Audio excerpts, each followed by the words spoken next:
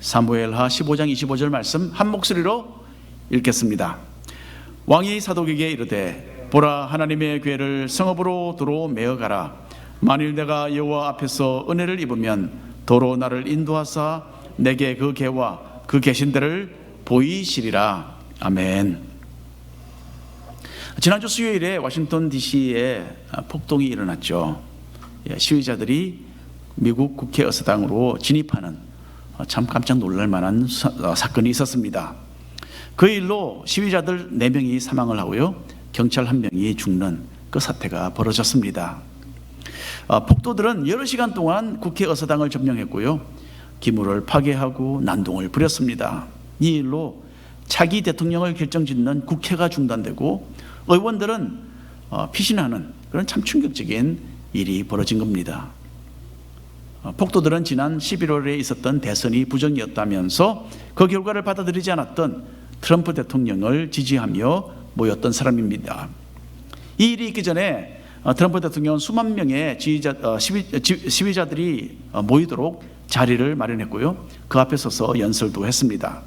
자신은 절대로 패배를 인정하지 않을 것이라면서 마이크 펜스 부통령이 국회에서 대통령 선거를 무효라고 선언할 것을 요구를 했었습니다.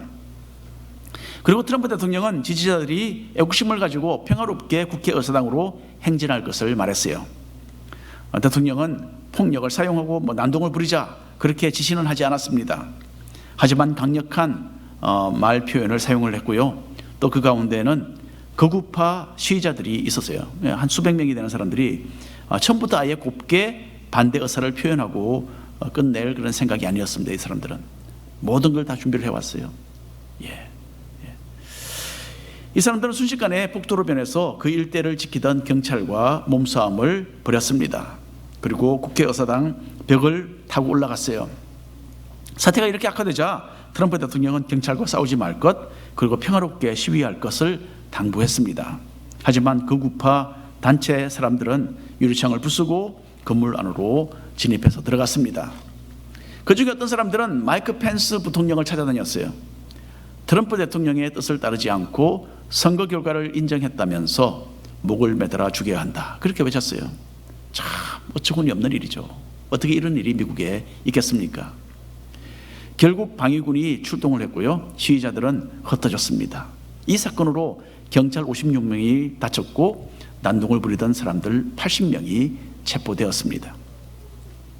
국회 의사당이 이렇게 무법천지가 된 것은요, 미국뿐만 아니라 전 세계에 크나큰 충격을 안겨주었습니다. 자신들의 주장을 펼치기 위해서 법을 무시하고 난동을 부리며 평화를 깨뜨리고 폭력을 일삼는 것은 그 사람들이 좌파든지 우파든지 막론하고 마땅히 비난을 받아야 합니다. 자, 어느 때나 마찬가지로 이번 선거에도 부정이 없지는 않았어요. 많은 미국 사람들이 부정이 있었다 인정을 합니다. 하지만 선거 결과를 뒤엎을 정도는 아니었다, 그렇게 미국 법무장관이 이미 밝힌 바 있습니다. 이 사람은 그 말을 하고 사임을 했어요. 자기의 이 위치와 자기의 그 모든 그 권력을 걸어놓고 그렇게 말을 한 겁니다. 자, 그런데도 패배를 결코 수용하지 못하는 트럼프 대통령은 권력을 가지려는 자기의 욕망 때문에 자기를 지지하던 사람들을 움직였던 것입니다.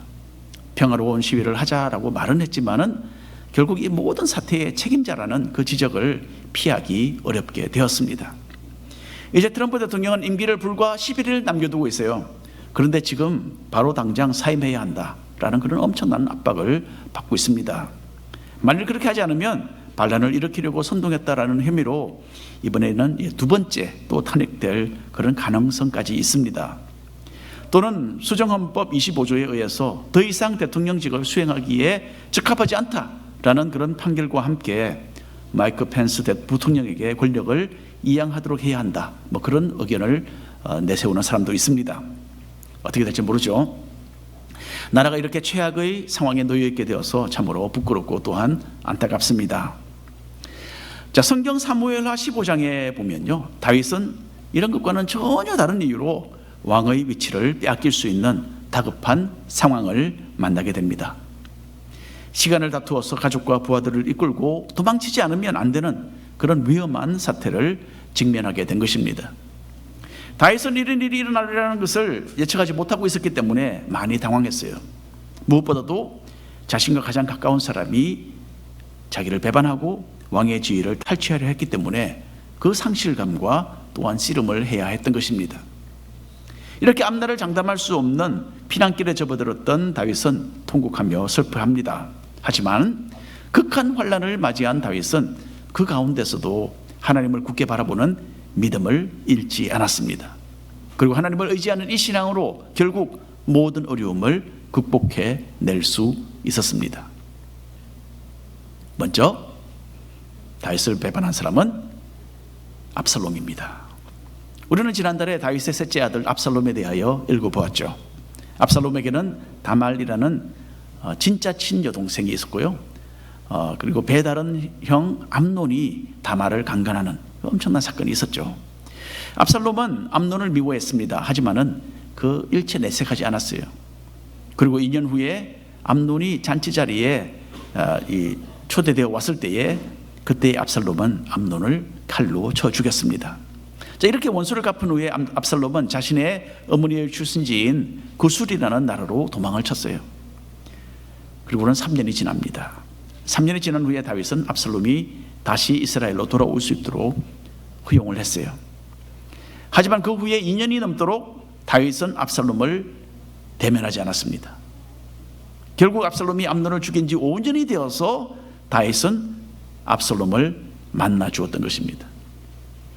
자, 그런데 압살롬은 자신의 행동에 대하여 뉘우쳤다거나 용서를 빌었다, 그런 기록이 전혀 없어요. 사무엘 하를 읽어보면 압살롬은 항상 당당하고 자신감이 넘치는 그런 인물로 나타나고 있습니다. 자신의 행동을 반성하거나 스스로를 낮추는 겸손한 사람이 전혀 아니었던 것이죠. 다윗 또한 압살롬에 대하여 확실한 자세를 취하지 않았습니다. 압살롬에게 어떤 따끔하게 야단을 치거나 징계를 가하거나 처벌을 하지 않았어요. 그냥 오랜 시간이 그냥 지나가도록 압살롬을 방치해 두는 그런 소극적인 자세를 가졌던 것입니다. 야, 여러분 생각해 보십시오. 이런 상황에서 아버지와 아들이잖아요. 다윗과 압살롬의 관계는 점점 더 악화되어 갈 수밖에 없었을 것입니다. 사무엘하 15장 1절 말씀 한 목소리로 읽어보겠습니다. 그 후에 압살롬이 자기를 위하여 병거와 말들을 준비하고 호위병 50명을 그 앞에 세우니라. 여러분, 옛날에는요, 왕자가 아버지의 왕위를 넘보고 반역을 꾀하는 일들이 없지 않았어요. 압살롬이 바로 그런 케이스입니다. 압살롬은 아버지 다윗을 존중하는 마음이 전혀 없었어요. 그래서 아버지의 권력을 빼앗으려는 그 자신의 그 욕망을 이루기 위해서 철저하게 계획을 세우고 하나씩 일을 추진해 나갔습니다. 압살롬은 모든 이스라엘 사람들이 인정하는 그야말로 미남이었어요. 머리끝에서부터 발끝까지 흠잡을 것이 전혀 없는 그런 외모를 자랑했다라고 성경에 기록되어 있습니다.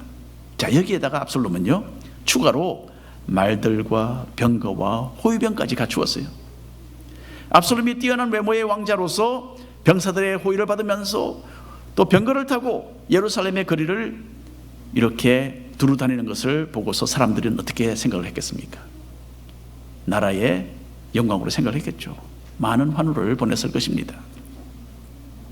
자, 그리고 그 다음 단계로 압살롬은 더 노골적인 방법으로 백성들의 환심을 삽니다. 15장 2절 말씀인데요, 한 줄씩 나눠서 읽겠습니다. 압살롬이 일찍 일어나 성문 길 곁에 서서 어떤 사람이든지 송사가 있어 왕에게 재판을 청하러 올 때에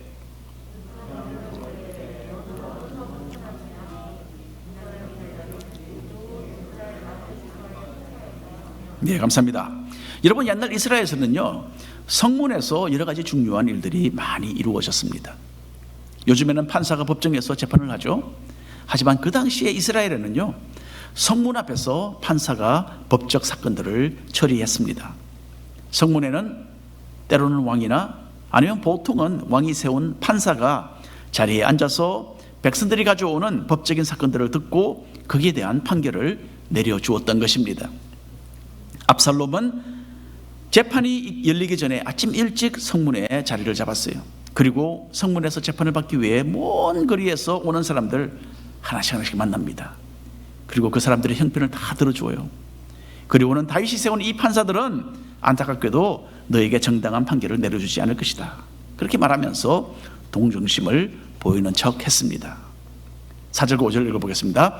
또 압살롬이 이르기를 내가 이 땅에서 재판관이 되고 누구든지 송사나 재판할 일이 있어 내게로 오는 자에게 내가 정의 베풀기를 원하노라 하고 사람이 가까이 와서 그에게 절을 하려 하면 압살롬이 손을 펴서 그 사람을 붙들고 그에게 입을 맞추었다라고 합니다.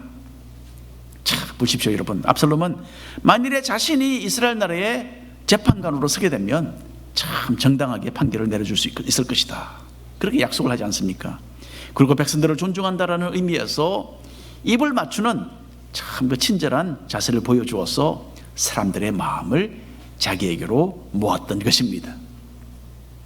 멋진 외모의 왕자가 자기들의 편을 들어주고 친절하게 대하여 주니까 당연히 백성들은 압살롬을 좋아하게 되었습니다. 표면적으로 압살롬이 했던 일은 왕자로서 그리 잘못된 일이 아니었어요. 아마 이 당시에 이스라엘 백성들은 아마도 다윗 왕을 이어서 이 압살롬이라는 사람이 다음에 왕이 되지 않겠는가 생각을 했을 것 같아요. 백성들 가운데 다니면서 압살롬이 대화를 나누고 또 그 형편을 들어주었습니다. 괜찮은 일이죠. 또 판사가 되고 싶다라는 자신의 뜻도 알렸습니다. 그것도 좋습니다. 다 가능합니다. 여러분, 하지만 이 모든 것은 백성들의 마음을 다윗에게서 도둑질하려는 치밀한 계획 가운데 압살롬이 진행했던 일이었어요. 여러분, 마귀도 이렇게 우리들의 마음을 도둑질하려고 애를 씁니다. 아담과 하와에게 했듯이 우리를 향하신 하나님의 그 선하신 의도에 의문을 제기합니다. 대신에 우리가 원하는 육체에 속한 것을 이루어주겠다라고 약속하죠. 마귀는 우리가 듣고 싶고 보고 싶고 누리고 싶은 것을 자기가 제공해 주겠다라고 우리를 다가오는 것입니다. 하지만 마귀는 우리를 위하여 섬기는 존재가 아닙니다. 결코 하나님을 대적하고 그 영광을 자기가 취하려는 이 이기적이고 악한 목적 아래 우리에게 그냥 달콤한 이야기를 들려주는 것 뿐입니다. 마귀에 속지 마시고 하나님의 음성에 귀를 기울이는 천국의 자녀들로 살아가시기를 바랍니다. 자, 압살롬이 이렇게 물밑 작업을 한 지가 4년이 지났어요. 4년 동안 얼마나 많은 일을 했겠습니까? 드디어 압살롬은 자신이 권력을 잡을 때가 이제는 되었다라고 판단을 하게 됩니다. 7절과 8절 말씀인데요, 나누어서 읽겠습니다. 4년 만에 압살롬이 왕께 아뢰되 내가 여호와께 서원한 것이 있사오니 청하건대 내가 헤브론으로 가서 그 서원을 이루게 하소서.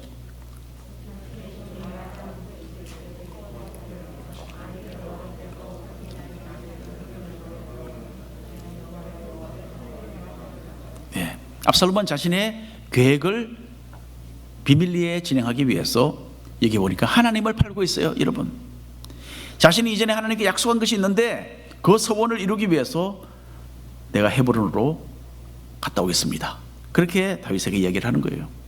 그런데 여러분, 헤브론은 이스라엘의 역사에 굉장히 중요한 곳입니다. 예루살렘에서 한 18마일 정도 떨어진 중요한 도시였어요. 이곳에서 다윗이 왕으로 기름을 부음을 받았어요. 다윗이 왕이 된 곳이 바로 헤브론이었어요. 압살롬은 헤브론에서 결국 자기가 이스라엘의 새로운 왕이다, 그렇게 선포를 하게 됩니다. 그리고 미리 여러 부하들을 이스라엘 곳곳에 파견시켜 두어서 일제히 동시에 전국에 압살롬이 이제는 나라의 왕이 되었다라고 발표를 하게 되었어요. 그래서 아마 이스라엘 사람들은 이때 다윗 왕의 허락으로 압살롬이 이제 왕이 되었구나, 그렇게 생각했는지도 모릅니다. 예, 그 당시는 이렇게 이 소식이 빨리빨리 전달되는 그런 시대가 아니었잖아요. 압살롬과 합류하여서 반역의 무리에 가담한 사람들 중에는 다윗의 신하 아히도벨이라는 사람이 포함이 되어 있었습니다. 12절 말씀 함께 읽어보겠습니다. 제사 드릴 때에 압살롬이 사람을 보내 다윗의 모사 길로 사람 아히도벨을 그의 성읍 길로에서 청하여 온지라 반역하는 일이 크감에 압살롬에게로 돌아오는 백성이 많아지니라. 아주 큰 일입니다. 지금 아히도벨은 모든 이스라엘 사람들이 인정하는 참으로 탁월한 전략가였어요. 모사였습니다. 다윗의 신하였죠. 아히도벨이 베푸는 이런 모든 전략과 계략은 거의 하나님의 말씀처럼 완벽한 것으로 사람들이 인정을 해 주었어요. 이렇게 아히도벨의 조언을 받으면서 압살롬은 자신의 세력을 급속도로 키워나가게 된 것입니다. 그래서 다윗은 피신을 하게 돼요. 다윗은 아들 압살롬의 그 반역에 대한 소식을 곧 듣습니다. 이 상황에서 다윗에게 가능했던 선택은요, 오로지 피신뿐이었어요. 보통적이라면 예루살렘 성벽을 의지해서 싸워서 방어를 했었겠죠. 하지만 이미 압살롬은 백성들의 마음을 도둑질해서 자기 사람들로 만든 후였어요. 그래서 예루살렘 성에 계속 머물러 있다가는 압살롬 편에 있는 사람들에게 도리어 사로잡혀서 봉변을 당하게 될 수도 있었던 것입니다. 14절 말씀입니다. 함께 읽겠습니다. 다윗이 예루살렘에 함께 있는 그의 모든 신하들에게 이르되 일어나 도망하자. 그리하지 아니하면 우리 중 한 사람도 압살롬에게서 피하지 못하리라.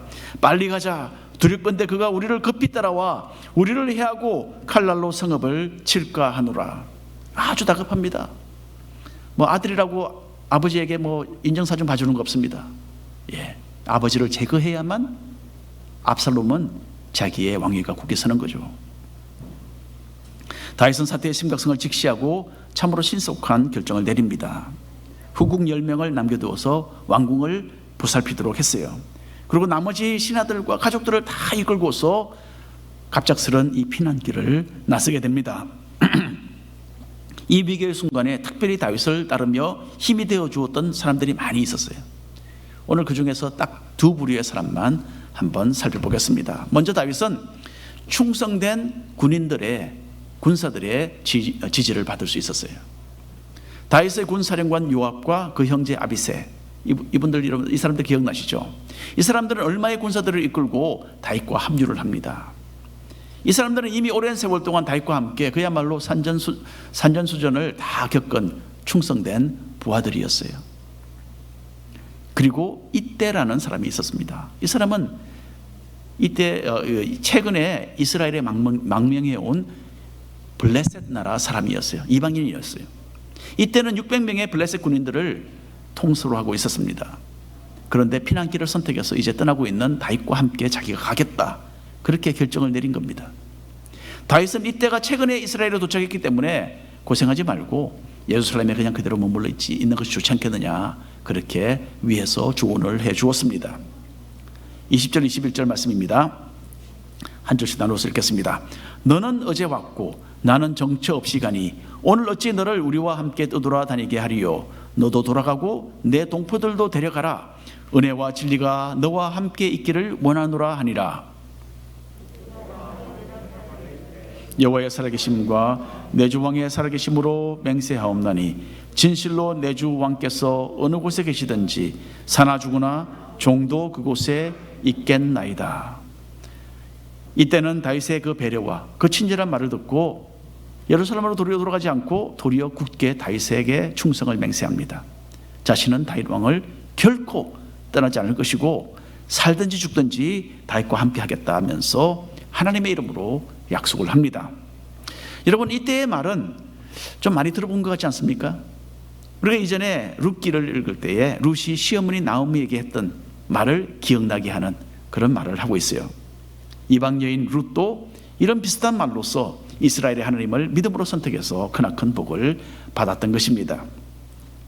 다윗은 이때의 그 맹세를 듣고서 그 휘하에 있는 600명의 블레셋 군사들이 자신과 동행하도록 허락을 합니다.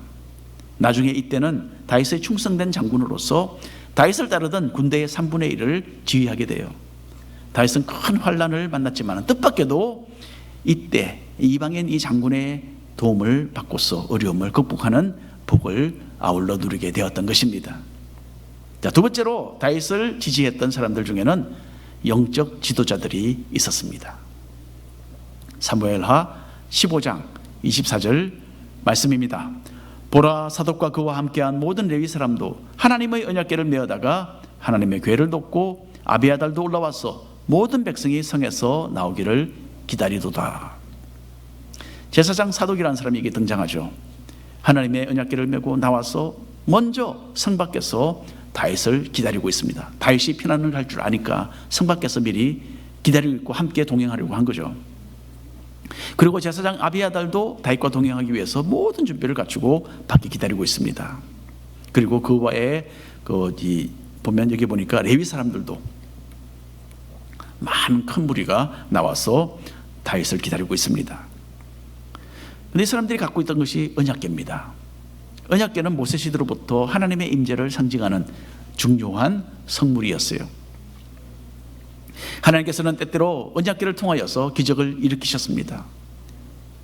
제사장들이 언약궤를 메고서 모세 시대에 요단강에 발을 디디게 되었을 때에 그 요단강이 나누어졌습니다. 이렇게 하나님께서는 때때로 언약궤를 통하여서 큰 엄청난 일들을 이루셨어요. 또 어떤 때는 이 언약궤를 통하여서 전쟁에서 승리하기도 했습니다. 제사장들은 다윗이 압살롬의 군대와 싸우게 될 것을 생각을 했고요, 다윗이 승리하게 되기를 그렇게 또한 원했던 것입니다. 언약궤와 함께. 하지만 언약궤에 대한 이 다윗의 태도는 좀 달랐어요. 읽어보겠습니다. 25절 말씀입니다. 왕이 사독에게 이르되 보라, 하나님의 궤를 성읍으로 도로 메어가라. 만일 내가 여호와 앞에서 은혜를 입으면 도로 나를 인도하사 내게 그 궤와 그 계신 데를 보이시리라. 여기에 다윗이 가졌던 이 환난 속의 신앙이 잘 나타나 있습니다. 다윗은 자신의 생존이나 승리가 언약궤에 달려있다고 생각하지 않았어요. 어떤 물건을 곁에 두고 있느냐 그렇지 않느냐가 중요한 것이 아니라 하나님의 은혜를 입는 것이 가장 근본적인 해결책이라는 것을 제대로 인식을 했습니다. 그래서 다윗은 제사장들에게 하나님의 언약궤를 메고서 예루살렘 성 안으로 다시 돌아가라, 그리고 예루살렘에 있으라, 그렇게 지시를 합니다. 하나님께서 은혜를 베푸신다면 자신이 하나님의 언약궤가 있는 이 예루살렘으로 다시 돌아오게 하실 것이다, 그렇게 믿었던 것입니다. 26절입니다. 그러나 이와 같이 말씀하시기를 내가 너를 기뻐하지 아니한다 하시면 종이 여기 있사오니 선히 여기시는 대로 내게 행하시옵소서 하리라. 다윗이 한 말입니다. 하나님께. 다윗은 압살롬으로 인한 이 환난의 뿌리가 자신의 죄와 연결되어 있는 줄을 잘 알았어요. 다윗이 밧세바와의 그 범죄를 숨기고 있을 때에 나단 선지자가 찾아와서 하나님의 판결을 대언했었죠. 그 가운데는 앞으로 칼이 너희 집에서 영원히 떠나지 않을 것이다 라는 이 끔찍한 내용도 포함되어 있었던 것입니다. 다윗은 환난을 통과하면서 자신의 삶을 뒤돌아보는 그 믿음을 가졌던 것입니다. 그리고 하나님의 자비와 긍휼에 자신의 모든 것을 넘겨드렸어요. 주님께서 살려주시면 살 것이고 주님이 기뻐하신다면 언약궤가 있는 이 예루살렘에 돌아와서 하나님께 예배할 수 있을 것이다 라는 이 신앙을 마음속 깊이 간직했던 것입니다. 시편 3편은 압살롬의 반역으로 다윗이 피신할 때에 기록한 시입니다. 제가 읽어드립니다. 여호와여, 주는 나의 방패시요 나의 영광이시요 나의 머리를 드시는 자이시니이다. 내가 나의 목소리로 여호와께 부르짖으니 그의 성산에서 응답하시는도다. 내가 누워 자고 깨었으니 여호와께서 나를 붙드심이로다. 천만인이 나를 애워싸 진친다 하여도 나는 두려워하지 아니하리이다. 다윗은 환난의 깊은 수렁 속에 빠져 있었지만 하나님께서 베푸실 그 은혜를 확신한 겁니다. 하나님께서 든든한 방패가 되어주시기 때문에 안전할 것이고 자신의 그 본 위치를 회복하도록 해주실 것이라고 고백하고 있습니다. 다윗은 자신의 공고에 대하여 하나님께 간절한 마음으로 기도했어요. 그리고 하나님께서는 다윗의 그 기도에 응답을 해주신 것입니다. 하나님께서 힘이 되어주시는 것을 믿었기 때문에 다윗은 편안한 마음으로 잠도 자고 또 가벼운 몸으로 일어날 수도 있었습니다. 참으로 극한 상황으로 인해서 한편으로는 낙심되고 괴로웠지만은 하나님의 은혜가 자기와 함께한다 라는 이 믿음이 다윗에게는 크나큰 힘이 되어 주었던 것입니다. 지금부터 150년 전에 뉴욕에서 엘리자베스 프렌티스라는 여자분이 살았어요. 젊어서 항상 밝고 활발한 성격을 가졌던 이 엘리자베스는 나이가 들어서 여러 가지 고난을 겪게 됩니다. 먼저 목회자의 아내로서 잠시 행복한 시간을 보내고 있었는데 갑작스럽게 둘째 아이와 셋째 아이를 잃게 됩니다. 엘리자베스는 너무나 큰 충격으로 괴로워했습니다. 아기를 잃었어요. 그리고 엘리자베스는 불치병으로 앓게 됩니다. 몸의 진통을 느끼는 나날을 그렇게 보냈습니다. 이렇게 육신상으로 또 심적으로 너무나 어두운 그런 시간들을 통과하면서 엘리자베스는 하나님께서 함께 하시는 그 은혜를 경험하게 됩니다. 살면서 많은 고통이 있었지만 믿음으로 이기면서 도리어 하나님을 찬양하는 그런 곡을 가사를 만들게 됩니다. 그리고 그 중에는 여러분 지난 100여 년 동안 전 세계 사람들이 우리를 포함해서 모든 사람들이 알고 즐겨 부르는 하나님의 신앙을 또 고백해온 그런 노래도 있는 겁니다. 찬송가 511장 내 구주 예수를 더욱 사랑, 이것이 바로 엘리자베스 프렌티스가 기록한 가사입니다. 제가 읽어드릴까요? 아니면 부르고 싶으세요? 부르고 싶으세요? 예, 그럼 한번 부르겠습니다. 511장입니다.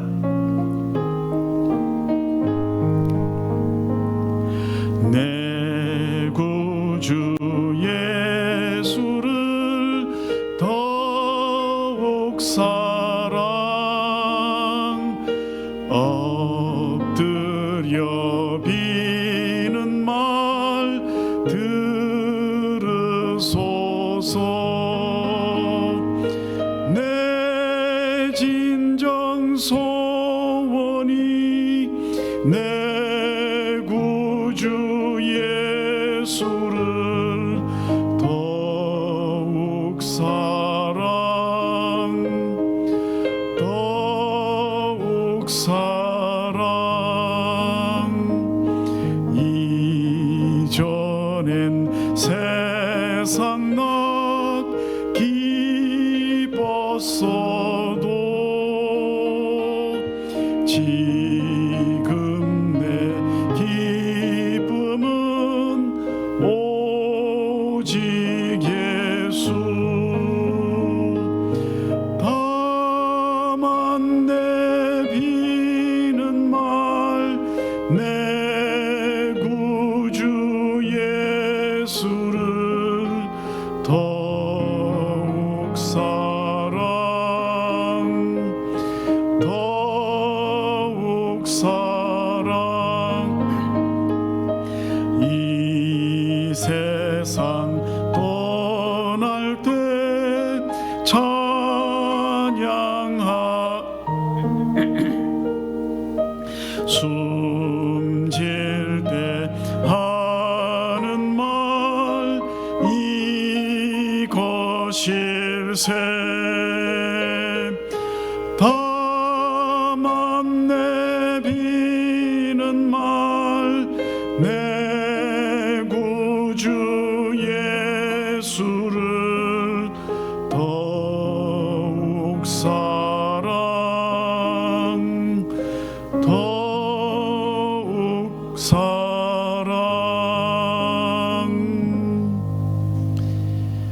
엘리자베스 프렌티스는요, 육신적으로 또 심적으로 엄청난 고난을 통과한 사람입니다. 그런데도 하나님의 그 계획에 대해서 의심을 하거나 하나님의 사랑에 대해서 또 믿지 못하거나 또는 하나님을 원망하거나 하지 않았습니다. 도리어 내가 어떻게 하면 예수님을 더 많이 사랑할 수 있을까? 주님을 향한 사랑과 감사와 주님의 은혜에 대한 찬양으로 그 삶을 채웠습니다. 어떻게 이런 일이 가능하겠습니까, 여러분? 상황을 이기는 믿음이죠. 이 세상은 환난으로 가득 차지만은 또한 극복하는 은혜도 가득하다, 그렇게 누군가가 말을 했어요. 다시 한번 말씀드릴까요? 이 세상은 환난으로 가득하지만은 또한 극복하는 은혜도 가득하다. 여러 가지 어려움이 삶 속에 찾아와서 우리를 힘들게 하지만은 우리와 늘 함께 하시는 하나님의 은혜로 우리는 극복해 낼 수 있습니다. 그래서 우리의 입술에서 주님을 더더욱 사랑하기 원합니다 라는 이 찬양이 저절로 흘러나오게 되기를 축원합니다. 기도하겠습니다.